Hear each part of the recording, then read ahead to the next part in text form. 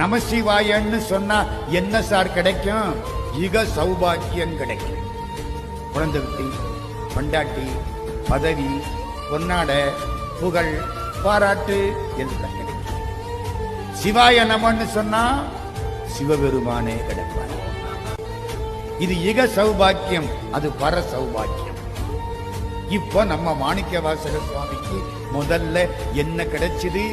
சிவ சிவ. உடனே இவரு சிவம் என்றால் என்ன, ஞானம் என்றால் என்ன, போதம் என்றால் என்ன? சிவம் என்பது ஈடுணை இல்லாத மெய்ப்பொருள், தனக்கு உமை இல்லாதான். ஞானம் என்பது சிவத்தை அறிவது, போதம் என்பது அறிந்ததை தெளிவது. ஆகா, சிவங்கிற வார்த்தை சிவபெருமான் சொல்ல காதல காலில் விழுந்துட்டார். விழுந்த